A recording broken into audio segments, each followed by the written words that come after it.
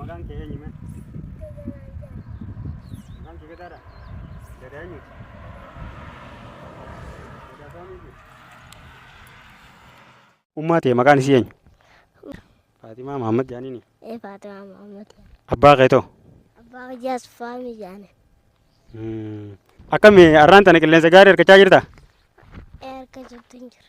Mee asumaanuu ummaan ta'e ammas dhageessi? Ummaa ta'e salaamee bakka jirtu sanitti assalaamu alaikum warahmatullaahi jiime.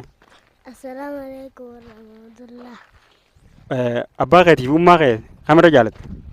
Kan irra jaaladhu simu Oromoo irra jaaladha. Abbaa keetii fi ummaa teetirra Oromoo jaalatta? Oromoo jaaladha. Isaan lamaanuu kamirra jaalatta? Abbaa keetii fi ummaa ta'e? Isaan lamaanuu ni jaaladha. Waaw! Isaan lamaanuu wal qixa jaalatta? Yamani dhalatte? Amma isi jiraachaa jirti? Yamani dhalatteeti? Somaalee keessa jiraachaa jirti jechuudha? Umriin ta'e meeqa? Uummata kanaan keessuun biyyoota godhaa jirti. Ishee godhaa hundaan jiraa jirti. Chaayinaala kanaas sabiskiraayib nu godhaadhaa jirti. Isaadha bakka akka nama guddoo akka taanu jabeessaadhaa jirti uummata kana. Ayyee uummanni haayaa siin jee ati Oromoodha moo Amaara moo Somaali? Ati Oromoodha? Musliima moo Kiristaana? Oromoo Musliimaa jechuudha? Oromoon Kiristaanaa ta'u siif maali? Oromoon Kiristaanaa siif obboleeyyanii? Oromoo Musliimaa ta'u? Hundinuu obboleeyyan keeti? Oromoo taanaan hundi obboleeyyan keeti jechuudha. Amaarri noo siif maali? Amaarri diina keenya? Maaliif diina ta'uu danda'e? Kanaafuu diina keenya jechuudha. Diinni Oromoo diina kee jechuudha. Ati Musliima ta'e? Rabbiin ati itti amantu eessa jira? Arshii gubbaadha. Kanaafuu ati Musliima jechuudha. Waan ajaa'ibaati. Bakka akkana deddeemaatti haasoinaa. Maal jettame? Ati maali? Ati nama? Dhiira moo dhalaadhaati? Nama dhiiraati? Warri diina keenya jetteessa? Waan maal ta'eef diina keenya maali? Waan maal ta'eef diina keenya maali? Hacaaluun ta'e isaa ajjeesuun isaanii diina nuuf godhame? Oromoonosiif maali?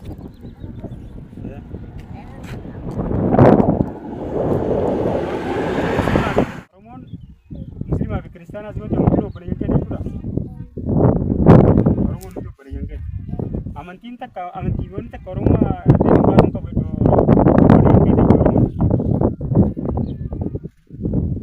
Amaarri maaliif diina kiyya jettame? Meerra deebi'ee daawwattoota keenyaaf himi. Gadaa hedduudha jaalannaa jirtu Oromoon. Haa ta'u mee Oromoon kam takka jaalattame? Ani ni jaaladha. Obbaa namni waa sii kanne maal jettaan ol kee? Ni galatoonfattaa? Yeroo ati waa namaa kannite hoo? Yeroo waa namaa kannite ni gammadda? Yeroo fudhatte immoo ni galatoonfatte jechuudha. Waan ajaa'ibaati. Mee rabbiin ani hin beekaanis garuu an duraan hin beeku amma na barsiiftee jirta. Kan naaf gammadeetiin fudhachuudhaaf galatoonfadhe jechuudha bire. Waan baay'ee bareeda na garsiiftee baay'ee nu barsiisaa jirta. Mee kaameeraa laal. Kaameeraa laal jirta. Tole egaa. Ay gaamee shirkii jannaatti akkasitti haasawina. Bakki amma jirtu kun eeyitame. Gadaa maaliif sii baasamme? Gadaa kaa abbaa kiyya qaba. Gadaan ka abbaa keetiiti. Garuu maqaa kana maaliif sii baasan? Maqaan kun nama bulcha. Maqaan kun nama bulcha. Sani atis nama bulchuu feete jechuudha. Eenyu bulchuu feete? Oromoodha moo Somaali moo Amaara? Oromoon bulchuu fedha. Oromoo qofa bulchuu feeta? Oromoo tan hedduu jaalatta. Maaliif garuu? Akka ishaanitti hin jaaladha Oromoon teenya. Oromoon teenya waan taateef jaalatta. Waan ofiin jaallatan jechuudha? Qoyati Oromoo hedduu jaalattee Oromoo bulchuu hundaaf maqaa gadaa baafattee Amaara maaliif hin jibbette? Irra deebi'ee daawwattoota keenyaaf himi. Amaara maaliif jibbite? Amaara ni jibba. Maaliif jibbitame Amaara? Hacaaluu hin jeese. Hacaaluu waan ajjeeseef jibbuu qabdaa jechuudha. Jibbuun qaba. Hacaaluu malee nama biraa hedduu akka ajjeesan ni beektaa? Nama hedduu kan isaan ajjeesan uummata kanaan koomentii jalatti nama Oromoo Amaarri ajjeese koomentii jala nu barreessaa daajiin. Koomentii jalatti nu barreessaa nama hedduu Amaarri ajjeese. Kanaafuu itti himattee jirtaa jechuudha. Nama Amaarri ajjeese hunda koomentii jalatti asii barreessanii anammoo koomentii dubbiseen dhufee si barsiisa. Nama isaan ajjeesan hunda ni bartaa jechuudha. Garuu maal goote beektaa? Nama ajjeese hin ajjeesanii jaalaan mootan malee hin ajjeesan nama ajjeese. Gadaan nama ajjeese waan ta'eef. Daawwattoota keenya gadaan waan haasofnuu fi waan dhiifnu nu wallaalchise. Gadaadha silaa gaaffii goonaa inni gadaan kan nu gaafatu ta'e gaa'ii itti fufaa jechuudha.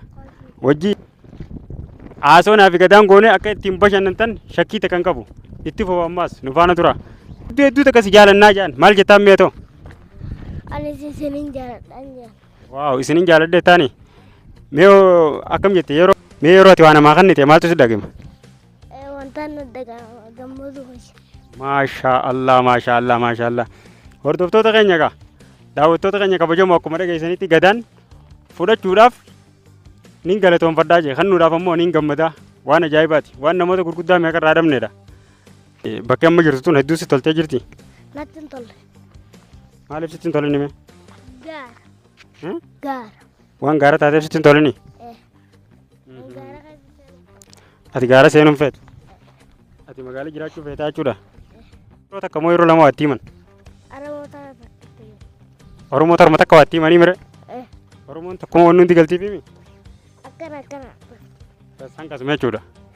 Kunoo gaa daawwattoota keenya Oromoo yeroo takka itti himanii jechaa jira gadaani. Oromoo yeroo takka itti himan yeroo takka dubbiin galtiif jechaa jira. Har'a gadaa hojii akka ajaa'ibatti akka bashannantan shakkii takka hin qabnu gaa. Kaameeraa dureerta Oromoo baay'ee hanqa gaa turtii biraatii walitti deebinutti gadaa walii yeroo hunda torbaan irraa yeroo takka intarviiyuu godhuudhaan gadaa walii nu waliin ka turu ta'a nu hordofaadhaa asumaan hanqa turtii biraatii walitti deebinutti nageetti jimme.